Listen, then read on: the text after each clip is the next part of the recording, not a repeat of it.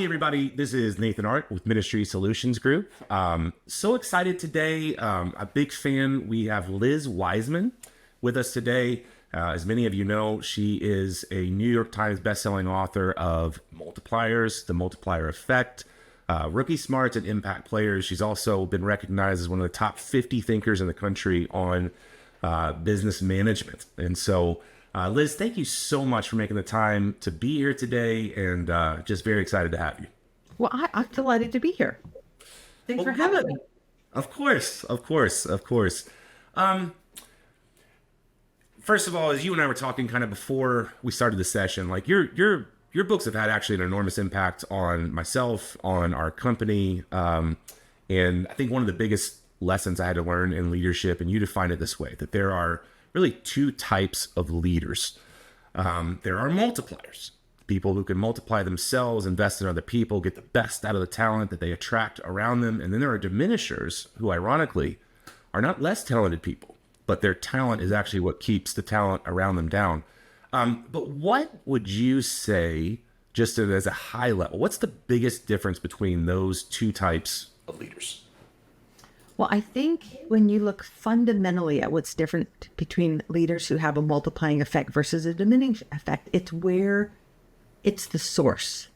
It's where are they going for the source for good thinking and good ideas and energy. You know, the diminishing leader tends to look within. Like, okay, I need more energy on the team. I'm going to bring more energy. I need better thinking. I'm going to sit down and do the thinking. I'm going to share that thinking. And in many ways, the diminishers trying to have a multiplier effect, they're just trying to multiply themselves. Like, how do I get more of me? Oh, and it's so easy, particularly if you've had success, to think that the secret to success at scale is to get more of you. And they're tapping into their own talent and intelligence. And in many ways, they're God-given intelligence. And talent.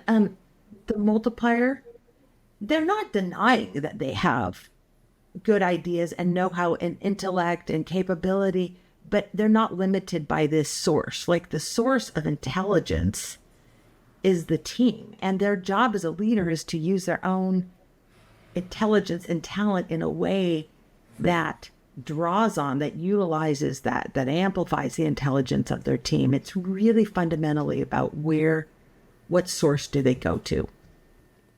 Yeah, it's so good. I mean, the quote that I wish I could have like triple highlighted is the person sitting at the apex of the intelligence hierarchy is the genius maker, not the genius. I love that.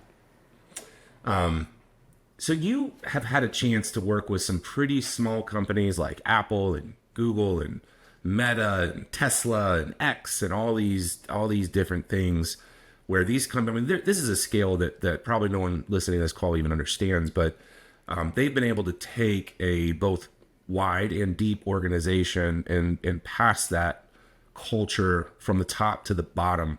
What are the key things that you see in organizations like that, where they're able to do exactly what you're talking about, where the culture and the vision of the CEO is passed down to the person at the front lines? Mm-hmm. Well, how they scale, good leadership. Let me tell you how I used to think about it and how I've come to think about it. I used to think, and maybe because I grew up in the world of corporate education, is I used to think this was a skill issue, a training issue, an education issue, which is the way to scale good leadership is to train everyone to be good leaders, to make sure they have skills, to ask the right questions, to cast vision, to debate. And I've come to realize that's not where the magic is. And in many ways that's necessary, but insufficient. That the organizations that build a culture of intelligence, where they're drawing deeply on the intelligence of people in the organization, they're organizations that make the conversation easy to have. And the conversation I'm talking about is the conversation about diminishing. It's actually not about pushing hard on how to be a multiplier.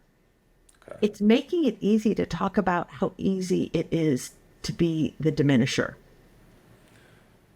Whoa. So unpack that, because one of the comments that you have in the book is to lead on purpose. We must understand how we diminish on accident.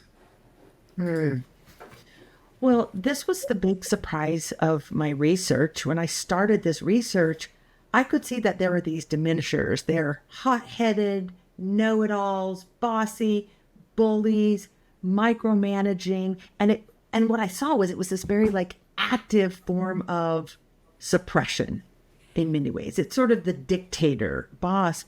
And as I really dug into it, what I began to see is that most of the diminishing that's happening isn't coming from the tyrannical, bully kind of boss. It's coming from the well-intended leader. It's coming from the good person. And I think this is what I began to see. And it's maybe what I would want all church leaders, like if I could stand on the rooftops and like shout out to church leaders around the world, it would be, being a good person with really good intentions doesn't make you a good leader. Mm-hmm. In fact, in many ways, it makes you blind to your potential to become a bad leader for people. Because what I began to see is that most diminishing was happening with really good intentions, coming from really well-intended people who were like trying to motivate, trying to spark good thinking, trying to bring energy, trying to bring hope and optimism. And what we found is that when the leader brings so much of the energy, it enervates other people.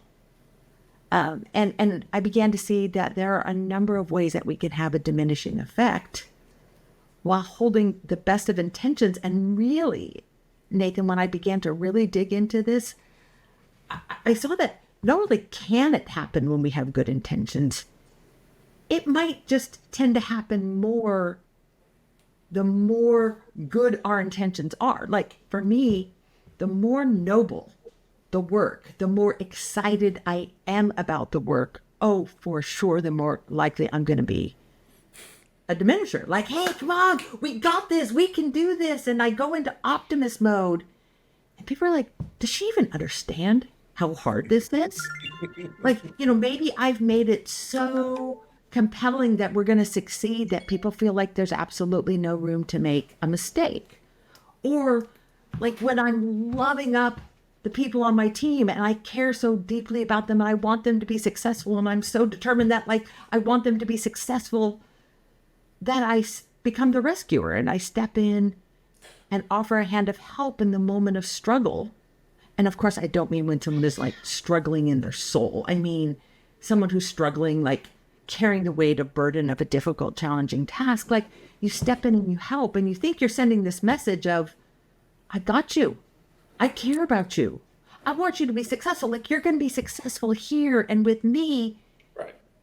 And the message we're really telegraphing is, I don't think you can do this. I don't think you have the strength, the capability, the fortitude. I see you as weak, or I see you as needing me. And people become dependent and are left sort of helpless and humiliated and kind of waiting for the rescue. And we see this play out in a number of different ways. But I find the more noble our intentions are, the more easily we don't see the gap between our intentions and the impact that we're having on others. So I have to be honest. You are describing me in probably one of the biggest challenges that I've had to overcome. And someone gave me your book because they specifically wanted me to learn so much about what you just said. And I have a million questions about it, but I'm going to ask it very simply. How do you draw the line between delegation and abdication? Okay, so now you're talking about me and one of my challenges. So you asked simply, and now I'm going to complicate it because I have to tell you a story about one of my most. So I hate micromanagers. I hate being micromanaged. I hate micromanaging other people. I really dislike when, managers are overbearing. And this was back when I was an executive at Oracle. This is before I did my work as a researcher. And I'm bothered by this. And we're in a staff meeting, and I say to my team, I'm like, do I micromanage? Does anyone feel like I'm micromanaging? And like, there's this like uproar of laughter on the team. And they're like, no, you are not a micromanager. And I'm feeling so self-righteous about this. I'm like, oh, I knew I wasn't. Like, I hate being micromanaged. I don't want to be one of these people. And then there was like, yeah, but they're like, well, but we wouldn't mind if like you paid more attention to what we were doing. Actually, they're like, you don't micromanage. You're like not all over us. You trust us. You give us work to do, but then you kind of check out. Like, you move on to the next thing. And I'm like, okay, here's something for you, and here's what we need from you. And then I move on, and they're left wondering, like, do we still need to do this? Does anybody care about this? Do you care about this? Am I like, idling away in the dark here? And I'm like, oh, I am more prone to absenteeism as a leader. People wonder if they're still important. And I thought, no, that's me saying I trust you. Like, I don't need to hover over you. Like, which would be probably equivalent to someone saying, like, hey, if I haven't told you to be otherwise, I still love you. Sure. And so I've realized that abdicating is as bad as micromanaging. And so I've had to do more to, like, give people space, but then stay involved, be, like within sight, maybe not arm's reach, but within sight as a coach, to like, okay, maybe they're ready for the next challenge. So I've had to do more to stay in sight. Yeah, and you and I were talking about this before we hit the record button, but that coach role, it's not somewhere that you come to get your questions answered as much as it is someone you come to get your answers questioned. And it brings up kind of another conflict, I think, that I feel is difficult for people. So you mentioned culture. Your book is not necessarily about culture, although it intuitively defines culture, right? Your leadership style. And, one of the things that stood out to me, honestly, has been attention. My organization, but as we consult with churches, I see it as attention everywhere. This word culture has been almost, it's almost come to be defined as an absence of conflict. Like, you have a good culture if there's not conflict. Whereas I think you and I would agree a little bit that actually it's not the absence of conflict, it's welcoming conflict in a healthy way, right? And you talk a lot about creating room for mistakes, but also having a high level of accountability. How do you navigate that tension? Well, I think it's starting with the very basics, is that having a nice culture is not a culture where people are going to be at their best necessarily. Again, when I started this work, I wasn't surprised that companies that had really like more tyrannical, overly directive cultures were interested in the idea. But I found that there are so many organizations that would describe themselves as nice, like Midwest nice, Christian nice. I was working with an organization from Texas that said, oh yeah, we're Texas nice. And it hurts us because we don't embrace, we may not foment conflict, but you need conflict to make good decisions. And so you can have, having a nice culture can create a dysfunctional culture.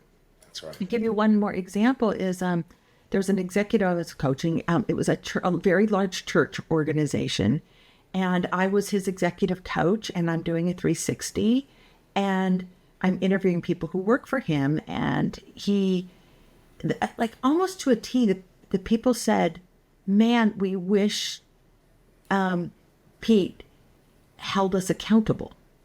I'm like, who says that about their boss? Like, most people are like, yeah, man, they're breathing down my neck. Like, right. And then like, we not just like, we wish he held other people accountable. Like, I wish he held me accountable. And he was the nicest guy. in the world, but people understood like they were being let off the hook. Other people were being let off the hook, that they weren't performing to their ability. And like that was their big request for him. And, I really do believe people want to be held accountable. Now, people don't necessarily want to be called on the carpet to account for their actions. Like, what were you thinking? And why did you do this? Show me, like the audit trail to everything you've done. But when someone doesn't hold us accountable, like when our leaders let things slide and let things slip, let's think about the messaging that goes with that. Like, what does it say? Well, what does it say to that person? But also, what does it say to the rest of the organization? Like when you talk about being a talent curator or talent attractor, and you're bringing talent in, and how you treat someone that everyone else looks up to says everything about what they should expect from you at an organizational level, I would imagine. Right. And when we don't hold people accountable, we're messaging like, I don't think you can do this. Yeah. Or maybe even more insidious, we don't really need you to do it. Like what you're doing is frosting, not cake.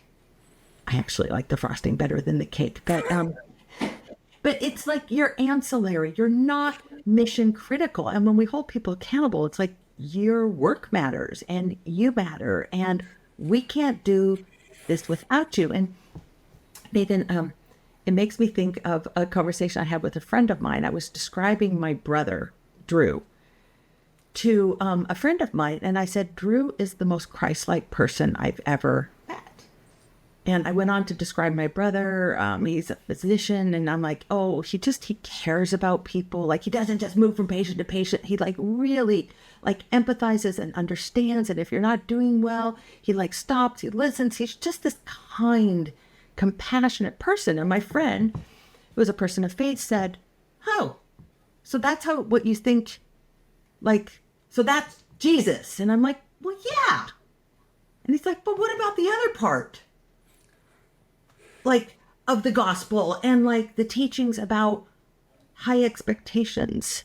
Amen. And asking people to change and repent and transform and give more. And like, what about that hard-edged part? Yeah.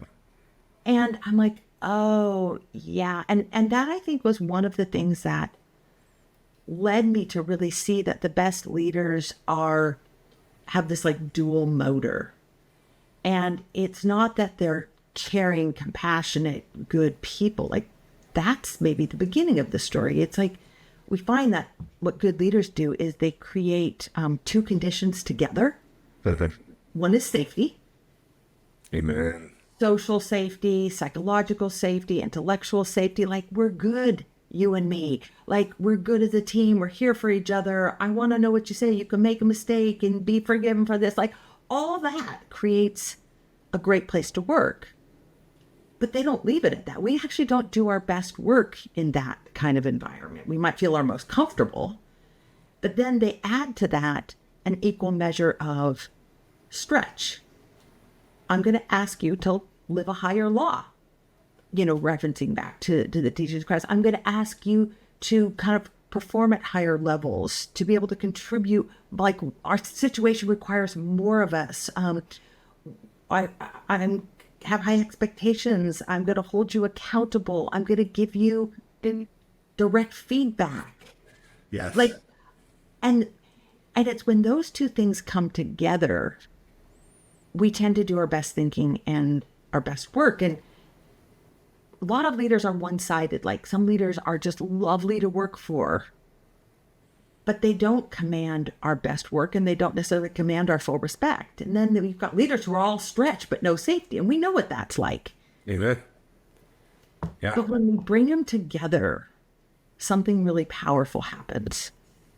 I have chills, Liz. I feel like one of the things as a parent that I work with on my 9-year-old is sometimes, he's like, well, Dad, you're just being so hard on me. I was like, no, I just have high expectations of you because I believe in you. Right. And the best biblical example of this to me is the woman at the well.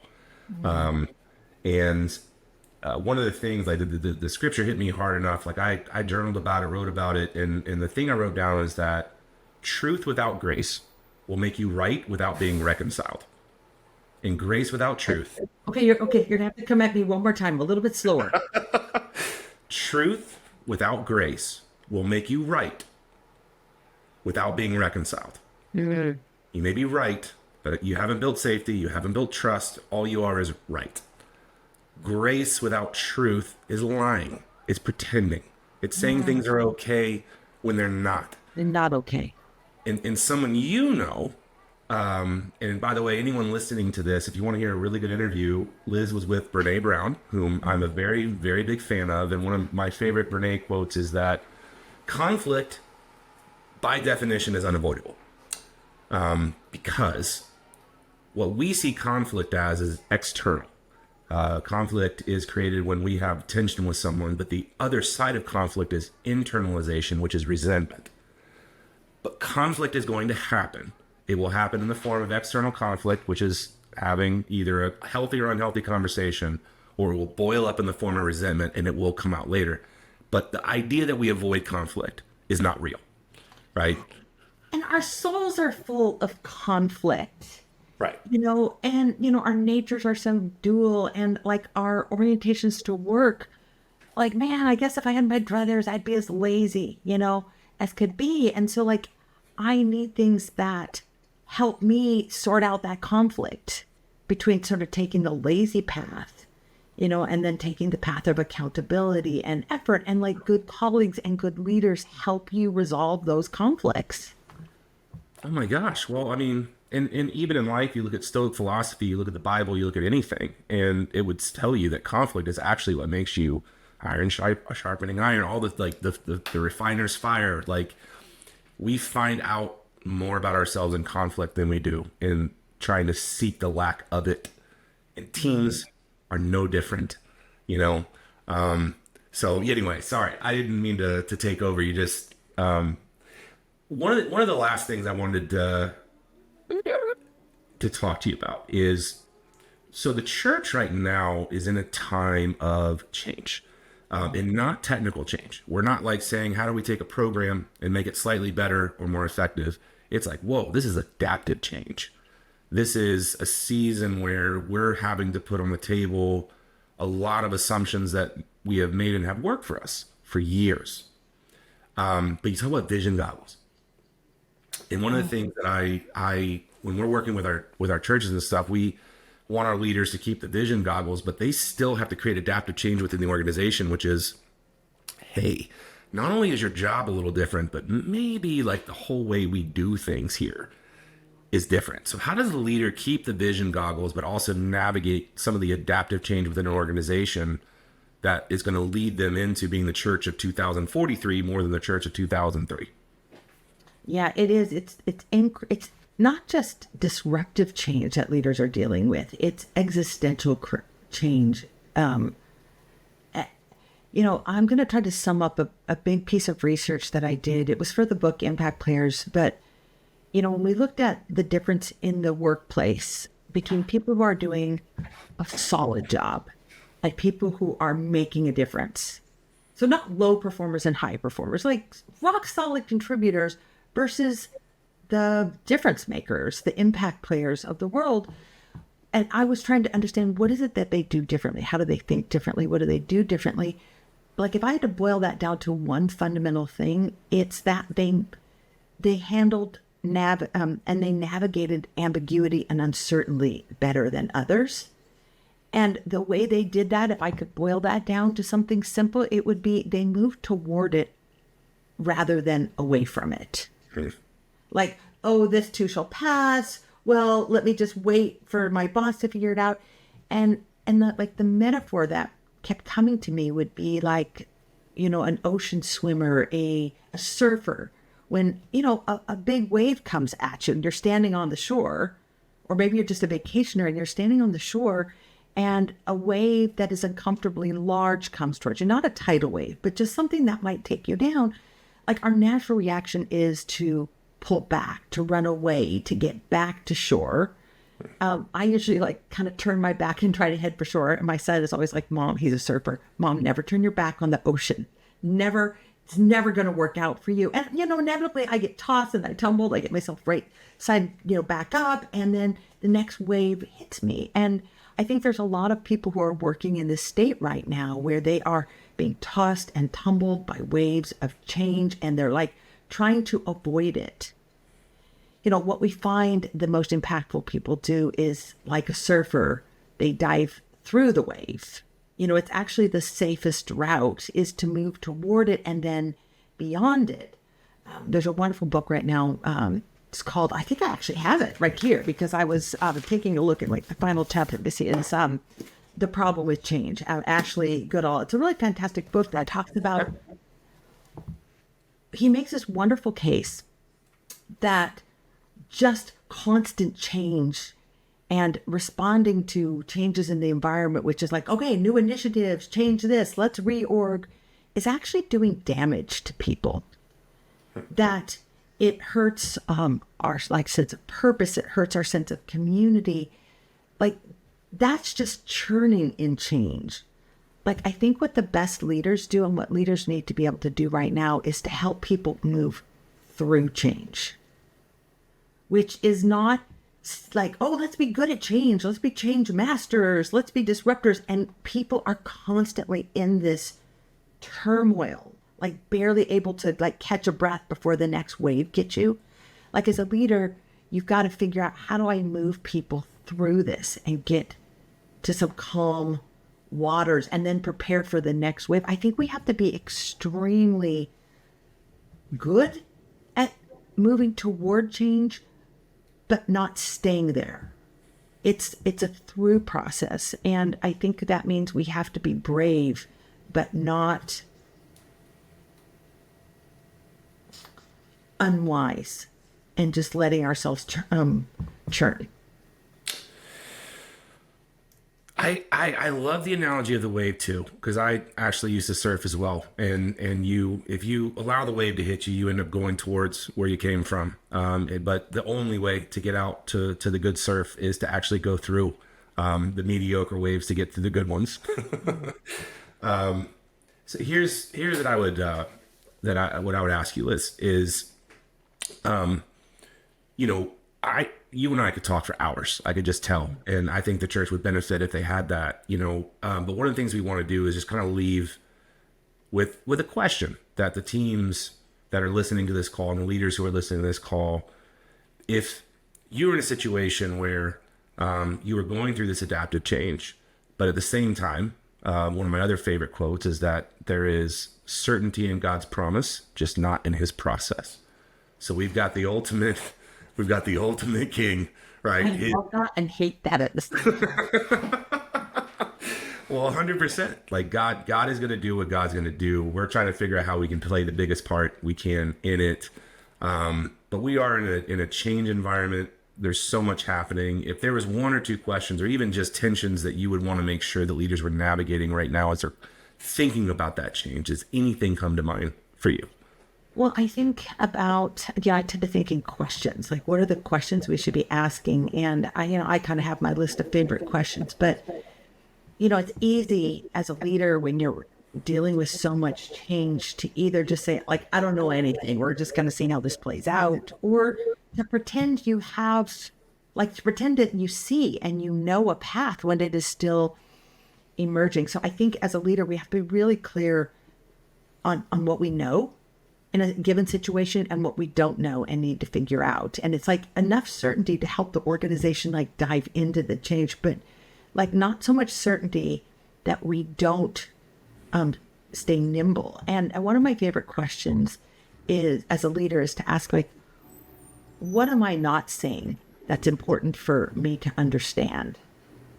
What are we assuming to be true that might not be true? Like, where is the data misleading us? Like, how is our own success, like, preventing us from seeing, like, the path towards future success? Like, to me, leadership, we talk a lot about leadership and vision.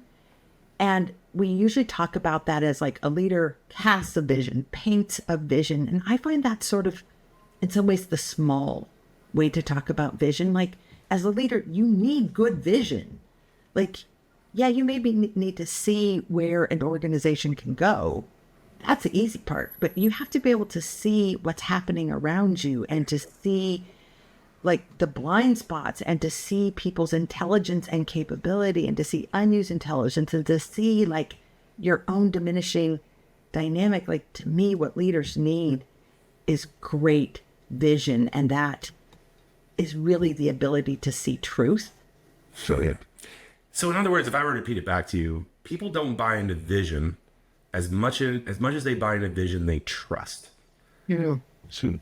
And Like they're buying into your vision to see, maybe kind of the way like we want our pilots to have good vision. Like not just know that, oh, we're flying to Baltimore, but like that they're going to see if there's a problem. And that if someone says, hey, we've got a problem, like that they can respond to that. Like we want people who can see. yeah, 100%. Well, and I love that too, because that is the thing is it's, I think a lot of times in the church, Liz, like we are taught, casting vision. Building trust is just a whole nother huge, because I can hear your vision, but if I don't see my role in that vision, if I don't understand what my job is, if I don't understand how it's going to work out, if I don't think the right people are assembled in order to make that happen, it's going to have a negative effect on me. And if I feel like I don't have a voice Yeah. within my role, right? Which that's one of the things you talk about with allowing for conflict and mistakes and all those different things. So, Liz, I'll say this, you've had a huge impact on me. You've helped me become a better leader. So even though we haven't met till today, I just want to say thank you, for your writing, all the things you're doing, but also for being here and just the impact that I think this will have on all the leaders who are listening. And, to everyone listening, I would put Multipliers at the top of my list of books that I would read, especially in this season that we're going through. Liz put a lot of thought and a lot of brilliant thought into the book. So, Liz, thank you so much for being here. I appreciate you. Thanks for having me. Thank you for the work you do. And for those listening, like, thank you for the work you do. Like, all right, guys. Well, listen, Ministry Solutions Group, we love helping leaders get from their current reality to their preferred future. If there's any way that we can help you do that, please let us know. Otherwise, I hope today was super helpful for you and your teams, and we will look forward to talking soon. Thanks.